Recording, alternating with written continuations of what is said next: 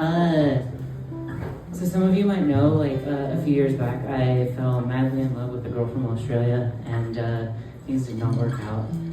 But it's been almost 3 years since we met. It's been like a year and a half or so since we last talked. And we kind of agreed that like her mental illness did not mesh with my mental illness, and we shouldn't be friends until for a while. So I don't know. I've just been missing her lately, and I followed her on Instagram, and she's gained a few pounds. And I don't say that to disparage her. I say that because she deals with anorexia, and for the first time in like almost 3 years, I finally have like some sort of like peace of mind that she's going to be okay. And so I wanted to do this one. This is my love poem for her. It's called A Life Well Worth Living.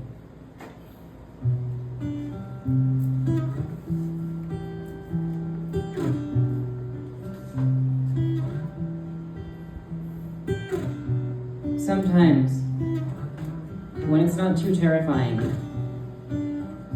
I like to think about the future. And maybe one of these days I've adopted an ounce of Australian twang into my Texan. Or maybe we both sound Scottish. I'm a fan of both ideas. Either way, we have skin that hangs like the limp socks on our clothesline outside, and we're 100 years old.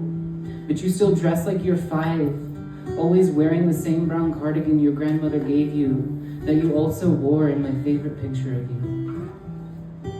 And our hands are still strong and feeble, not just from gardening around the house, but also due to the fact that over the years we've picked up chiropractic to take care of each other's scoliosis.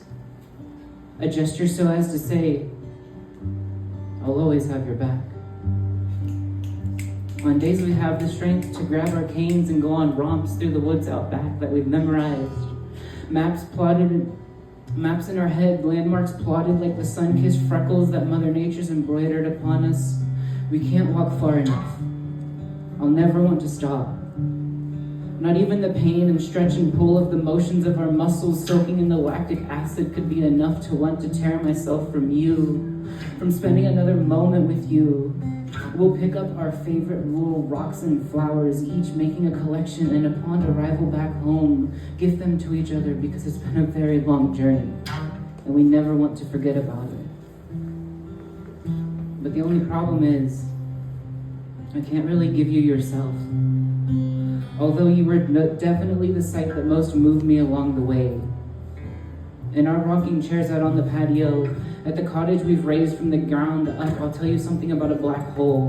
And the next day you'll come back with a picture that might not be entirely scientifically accurate, but remains no less emotionally charged than reality itself. And when you ask me what my favorite planet is, I'll say you, because you are out of this world.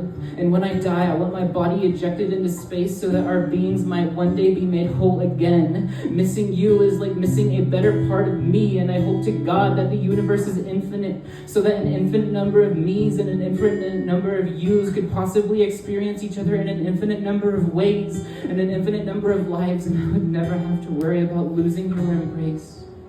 I wish I was more like an octopus, with a whole nervous system in every one of my appendages so that my entire body could think about you. I want to wrap each of my tendril arms around your regal body and cradle that bobblehead head of yours with your ever so expressive face that somehow managed to maintain elasticity 80 plus years later. I hold you tight to my bosom that you might know the full extent of my love. And I'm trying so hard to let go of all my baggage so that I can make more room for you in the palms of my touch. Sometimes I get jealous of your mother. Oh, but what a joy I can only imagine you must have been to bear and raise, the closest anyone could physically be. And I'd put money on her being a witch, because if there is magic in this world, she has instilled it within you from birth. Spells drip from your lips and the very tip of your tongue, and I've been under your influence. Your mind control incantations since the first time your voice crawled its way through the cramped speakers on my phone. Those saccharine strums of airwaves fastened to the thick of my memory, a facet of the overwhelming ecstasy you permeate to even the deepest recesses of my heart. You are a shoulder to joy. You are a joy to shoulder. You, my sister golden-haired delight, when I am with you, my cup runneth over, and see. The difference between you and others I've tried to suit is that in my thoughts, I've always been with them at the altar. But thinking about you feels more like a lifetime than a day. And I just hope that I can be your best friend through it all. What an amazing difference that is. And what a wonderful person you are. I love you.